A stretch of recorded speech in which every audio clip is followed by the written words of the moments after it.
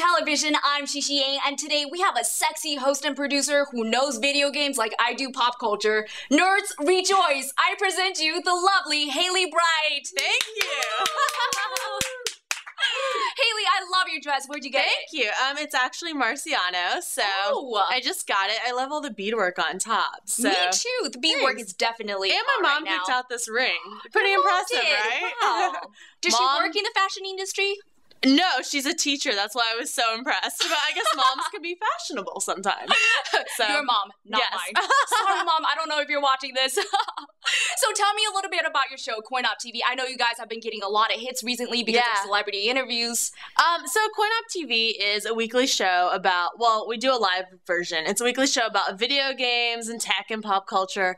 We have a lot of different types of guests. They're all like kind of video game related. So anyone from like the guys from All American Rejects to Twilight, you know, to like producers of big video games, you know, like Rock Band or Guitar Hero or, you know, something like that type of genre. Okay. And then we also go on location. So we go to like Comic-Con. We're going to PAX next week. You know, any kind of like E3, you know, any sort of big video game convention where they're covering, you know, talking to celebrities and things like that. So that's cool. So you guys do like celebrities and video games. Yeah. So it's like we're trying to like tie the two together, you know, make both worlds collide a little bit. Okay. So you were at Comic-Con this year, and I know a lot of people. We were at Comic-Con this year. A lot of people were actually complaining that they don't want Comic-Con to be so celebrity centralized. You know what I mean? Like, do you feel like Hollywood is helping the geeks community, or do you feel like celebrities are totally exploiting the nerds community? Well, I think it's a little bit of both because, you know, in a way it sort of helps. So like all those celebrities are driving, you know, all this traffic to like, you know, cool nerd pop culture stuff. But in a way, when you're attending Comic-Con, when you're actually there, I don't think it's helpful because I went a couple years ago and it was really more about like the true fans that were there and like, you know, people that were really fans of these like long time standing comic book series or video games, you know, and now it's kind of getting overshadowed by like Twilight fans and things like that. So it's like, you know, I think for like the true like, you know, Comic-Con fans, it's not that exciting. But I think for like the industry as a whole, it's a great way to like, you know, bring more press and publicity to it and hopefully get more games and like comic books made. Yeah, for sure. It's a little bit of both. For sure. Tell me a little bit more about your co-host, Rob. You guys are like polar opposites. You're like We're the a little hot chick. opposite. He's like the ultimate nerd. He's like the cool guy that everyone wants to be friends with, you know? It's been great working together. So we've worked together for about 3 years now, 3 or 4 years. And, you know, I started on this show just like, I went into like, it was an audition. Oh. I just went, So, okay, kind of embarrassing, but, you know, Rob was looking for a co-host that knew about video games. And I was like, dude, I know more about video games than any of my girlfriends. Right? I'm perfect for this job, obviously. Right? So... But at the time, I was an actor, so I approached this like an acting audition. I went in with my Atari T-shirt on, and like, you know, I was like, it's like playing a character. Yes, you dress for the cause. Yeah, but I knew nothing about like TV hosting at the time, so I just went in. Actually, the auditions were a little nerve-wracking. They were live, like on the web, so fans were watching me audition and like being like, I like this girl or she sucks or whatever, you know. So like, it was like instant feedback to like, you know, Rob and the producers. Okay, so it's not just Rob and the other producers judging you. You have like the whole WWW judging you. That's crazy. Yeah, I know fans can be a little vicious sometimes, especially during live televisions. They'll be like, oh, I don't like her nose. I don't like the way she talks. Oh, yeah. So were you his first choice for the job? I guess so. So in the end, like, they had, like, you know, a little fan feedback, and then their feedback, then I got a call, so I was like, awesome. So the point is, I was like, I really know about video games, but I started the show, and I was like, oh my god, there's so much to learn. Like, I guess any industry. Have you ever, like, went on days playing the video game without showering or anything like that? I have gone days without showering, and I've gone multiple days. I managed to squeeze in the shower into my video game playing days, but but I will game for like 5 or 6 hours on end. It's usually some sort of like a Rock Band or Guitar Hero and some kind of like musical game where I get addicted, and I'm like, just one more song, and then like 3 hours later, I'm like, my fingers hurt. Like recently they were like calloused, overexcited. It's gross because I had played so much Rock Band. Wow. Yeah, That's hot. That's hot. I know. So there'll be days like that where I'm like, just one more song, and then, 5 hours later, I'm still playing. Or, like, the worst is, like, what I try not to do is game when I have auditions, or when I'm doing something, I have to memorize a script, or, like, I'm filming something, because I'll be like, yeah, I just want to play for a while, and I'll play for so long that I'm like, I'm sleepy, and now I don't want to study. So I've had to learn how to, like, refrain a little bit from then you're going to go into your audition and start talking Klingon.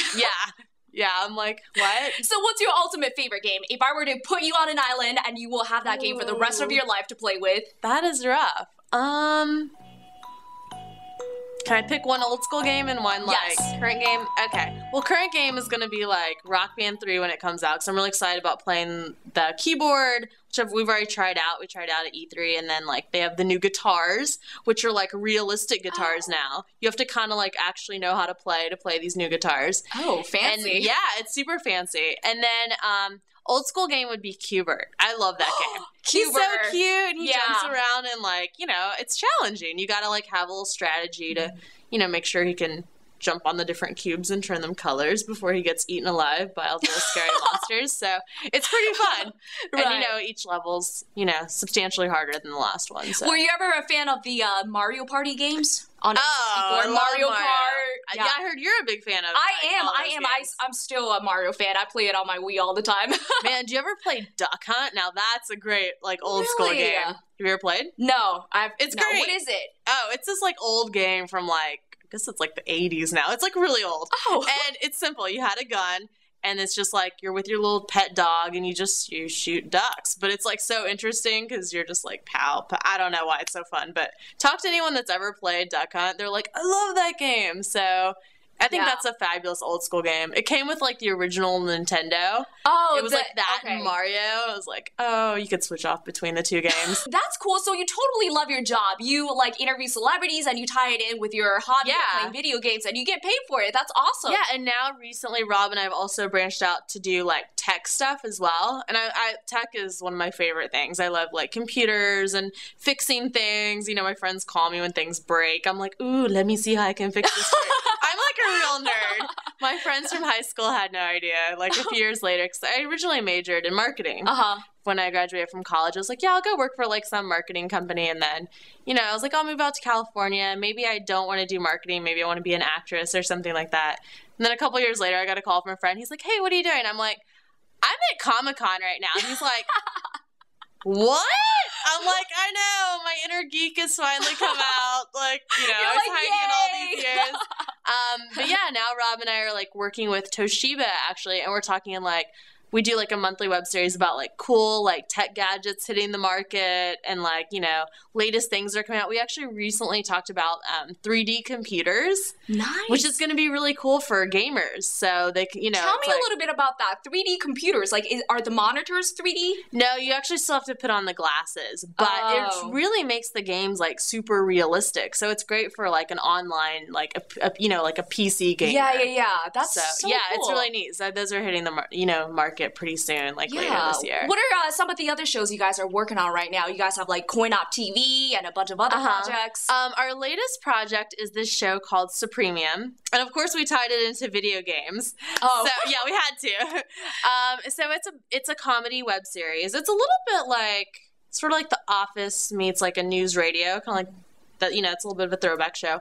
And it's about, like, 5 young adults, and they work at a video game company, and it's like, sort of a boutique company, and they make this, like, tic-tac-toe game, and they won some awards, so now they're making the next tic-tac-toe game. Tic-tac-toe game? Yeah, so it's really kind of an we're sort of like, they think it's really cool, but it's really not cool. Okay, so the joke is basically on them. It's a little bit on them. Okay.